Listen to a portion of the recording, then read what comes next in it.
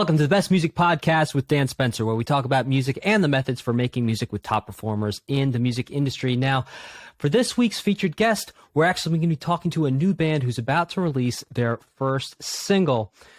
Help me welcome the band Eyes of Home, and let's take a quick listen to Melted Casino, which is going to be available everywhere. Don't shuffle them away.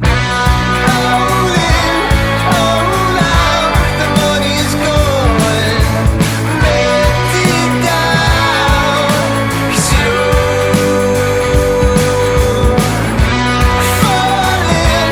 fall out, you're living in my home, let it down, 'cause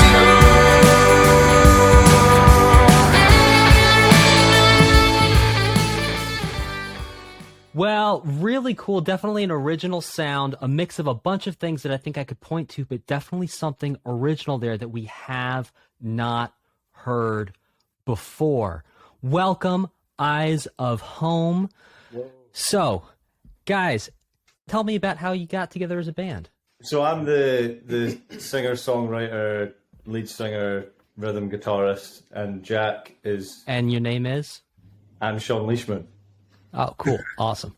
And Jack Brady is the person I went to uni with, and he plays lead guitar. And we both kind of like had this connection straight away with music. We just kind of like had ideas in our heads, and we wanted to like take it to the next level. So we basically went, do you know what?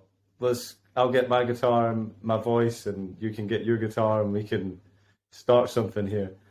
So we've got a couple other fellows with you there too. Could you introduce the rest of the band? So this is Aaron, which is my twin brother, and Jack's brother, Dan. He's played. And what do they both do in the band? So Dan plays bass, and Aaron plays the drums. Oh, that's cool. Now, you said, okay, so we've got some identical twin brothers, and we also have some non-identical brothers. Could you guys maybe talk a little bit about what it's like being in a band with identical twins and then also brothers? You know, we've heard of bands like, you name it, Kings of Leon, anyone, where you have brothers, you have family dynamics being played out in a band. What's it like with identical twins? Is that any different?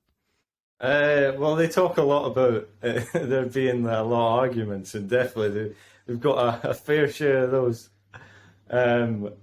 But I suppose we kind of work as like a yin and yang in the band sort of thing, where me and Aaron are quite like forward and stuff like that, and Jack and Dan are more like the peacekeepers, I would say. So it's like having those two brother like relations, you know, you can kind of relate on those levels. And I think for anyone listening at home to sort of put yourself in the shoes of that, imagine how quickly an argument can happen between you and a sibling or you and a parent over something as trivial as like where to go eat lunch. And I'm not saying everyone argues, but just think about how quick that happens. Then put yourself in a creative situation where you're trying to make a song, and think about how quickly an argument might happen over something as simple as a chord progression or a melody.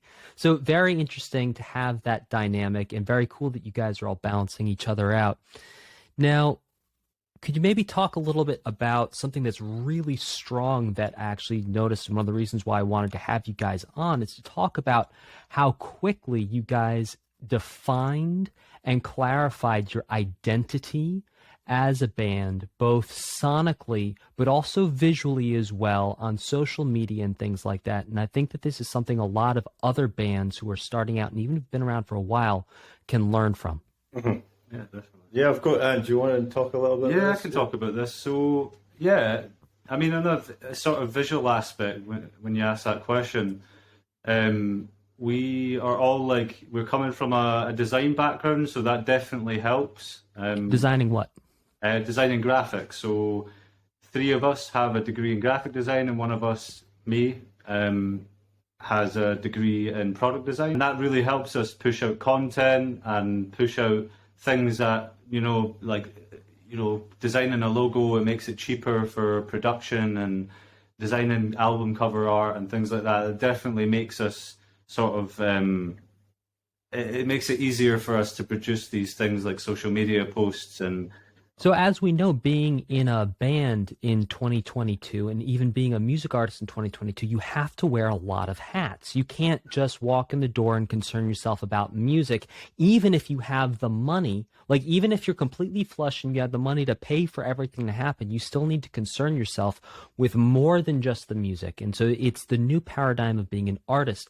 And I think what you guys are showing is that taking a Adobe class in school, in high school, taking, elective classes, going on YouTube, learning how to work Canva, Adobe Spark, all these things is super important for artists to do, not only artists who are starting out, but even artists who've been doing this for a while. There's always room to up your game.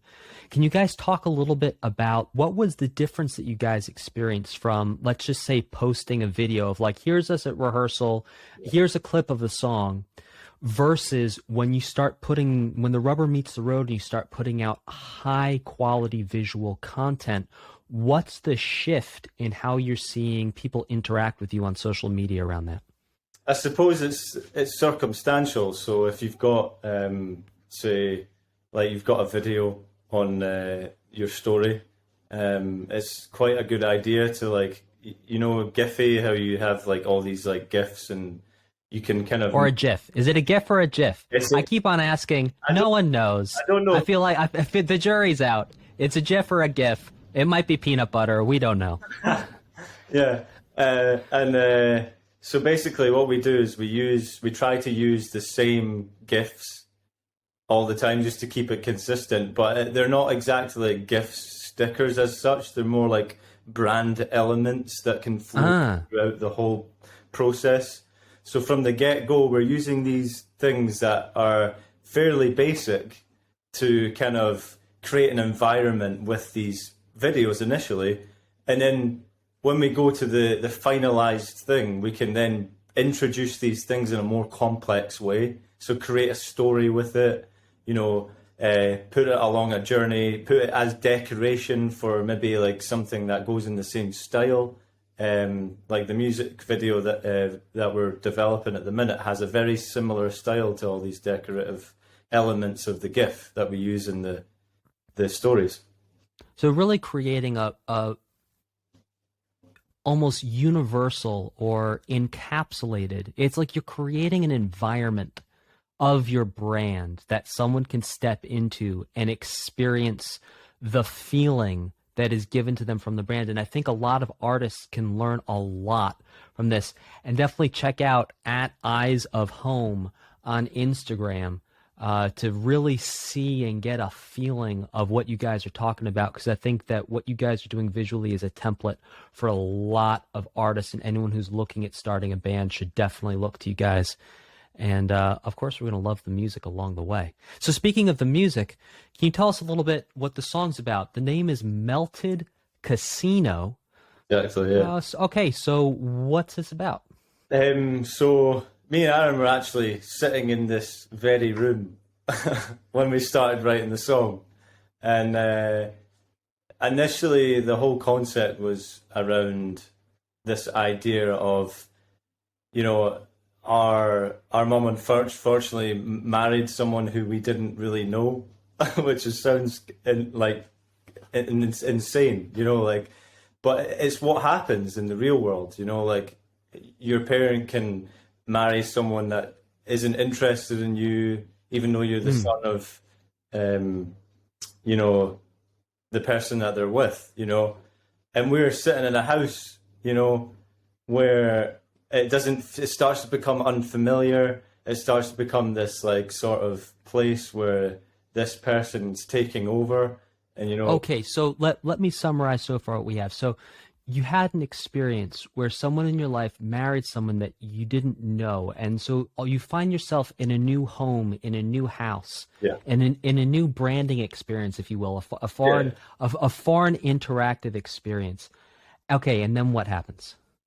And then there's sort of an element of like mystery that happens, and there's a lot of gambling going on in the background.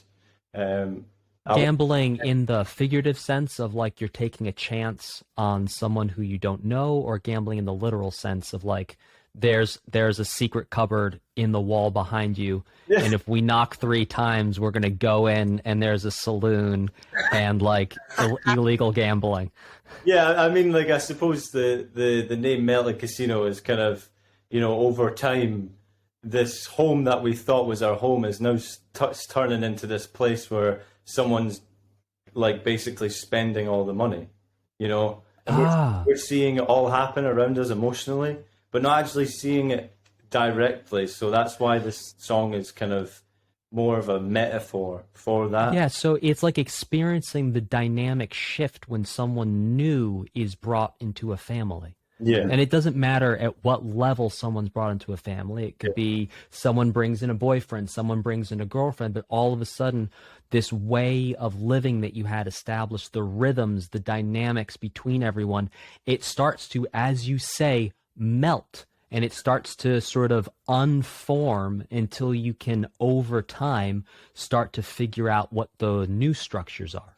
Exactly, yeah. You're exactly right. I really like your interpretation of that.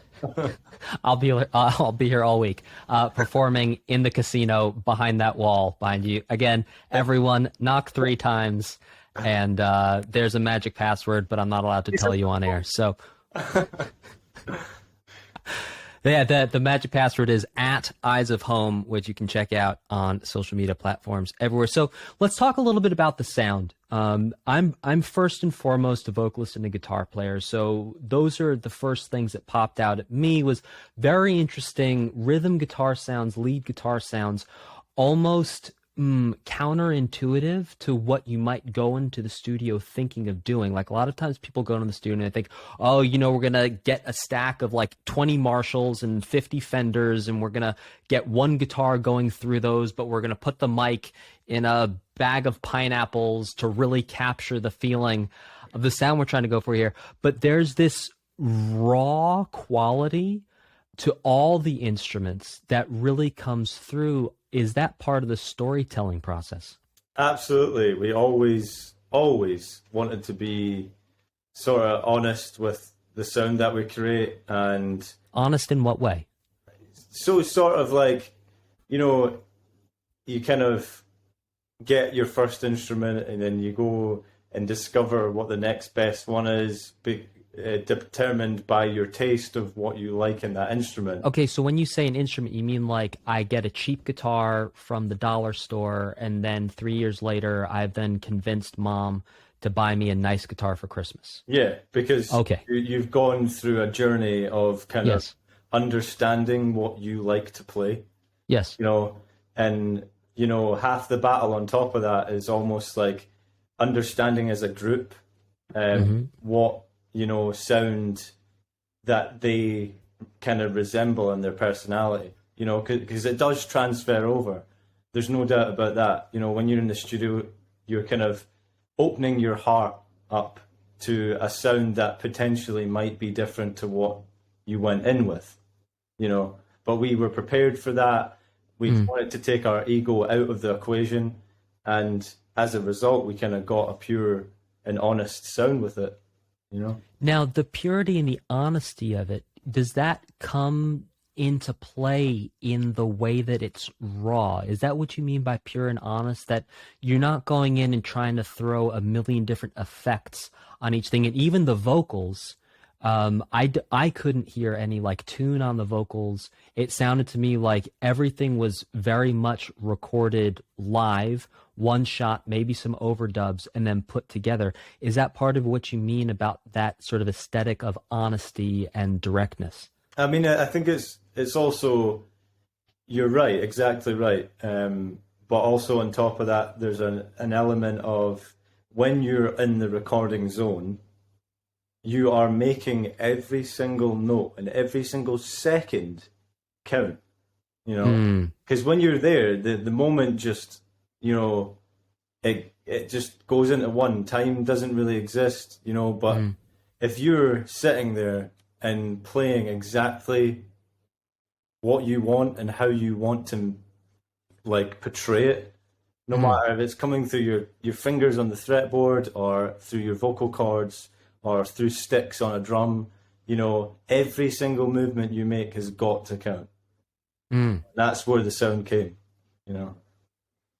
Very interesting too that while we talk about group dynamics, that it seems that while you guys are in the studio, you are allowing each one of your personalities to interact in terms of how you're going about the recording process. So very interesting in terms of an artistic approach, that instead of going in there with perhaps a homogenized and unified direction, while you guys are unified in that you are going to create a song, that you're allowing everyone to be themselves and interact, and in that chemistry create something that would not have existed otherwise. Exactly. Yeah. And I believe without that, if you go in with a vision, a solid vision, you don't change anything about it, the moment in a song disappears. Okay, but let me counter that, because my feeling is you could, in theory, in the same way that big Hollywood movies go through very cheap previs process, you could also demo out the idea. And so I think that there's two separate approaches here that maybe we could clarify and that are interesting to talk about. So the first approach is, okay, we know we're going to record a song. We know what the song is, but we don't know what the arrangement's going to be. We don't know exactly what the sounds are going to be. And then the other approach is, okay, we've done all the previs before going into the studio. We've demoed it out. We've figured out our sounds. And then on studio day, are we going to go option A, be open to changing things, or option B, keep things exactly the same? And I think for anyone listening to this, there's no right answer to that. It's just different attacks, different ways of approaching making music. And very interesting to hear that you guys tried this one out. And I'd honestly be very interested to hear if you guys decide to keep this or try a different method of creation on further singles. So speaking about further singles, can you tell me a little bit about what you're releasing? From my understanding, you have some things planned in the works. Yeah, we do. Do you want to talk about that? Yeah, so I don't think we've properly decided on what song that we're going to release yet, but this is going to be after Melted Casino, correct? This will be after Melted. So Melted Casino is debut single. When is this dropping?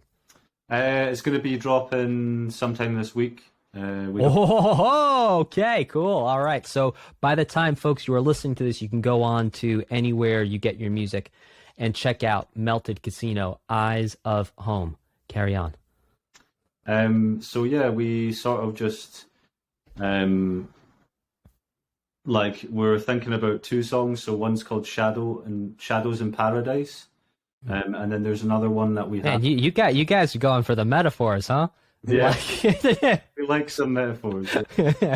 And then there's Safety in the Dark as well, which we were really keen about. So these two songs, we sort of just decided that these two songs were our favorite out of all the songs that we've written. How many songs do you guys have in the bank? So it's different from Sean's perspective because Sean's singing and he's writing the songs. So how many is it that you're currently at? Maybe I've written about, with no music, I've written about 90 to 100 songs. Yeah, solid. And then you go through those and pick out the strongest. Yeah, exactly. Yeah. Even from that, there's we'll sift through the songs that we like, and there'll be one song or two songs that we just can't get, but we just keep going. And there will be a time when that song becomes what we know of as that song. But it's just a case of finding the right moment. So you have this bank of songs, some of which will see the light of day, some of which may never see the light of day. Do you guys have any insights or strategic thoughts on release cadence that you'd like to share? Yeah, so I think we've kind of gone a lot. We're thinking about going along the lines of, and we've been recommended to do this between 3 and 6 months. So release a single every 3 to 6 months, because this keeps people engaged, and you don't want the music to die out. It's kind of I guess it's kind of like producing a new product or something that's new and just like a new product. You want to keep that sort of engagement going and people excited for their next release and have something to talk about. So that's basically that's what our sort of ideas at the minute. Phenomenal. And where can people find out more about the band? Our Instagram's mainly our source of like finding out who we are. And that's just at Eyes of Home? Yeah. And phenomenal. Do you guys have a website, eyesofhome.com, something like that? We have a website. It's linked on our Instagram. So you can Fantastic. go on there and we'll have merchandise available soon. You can give us a tip if you really want to. We're not expecting anything, but and then that gives you the link to our Facebook and our TikTok account as well. So we've got that set up. Fantastic. Ladies and gentlemen, Eyes of Home, let's play you out with one more listen to Melted Casino. Don't shuffle them away.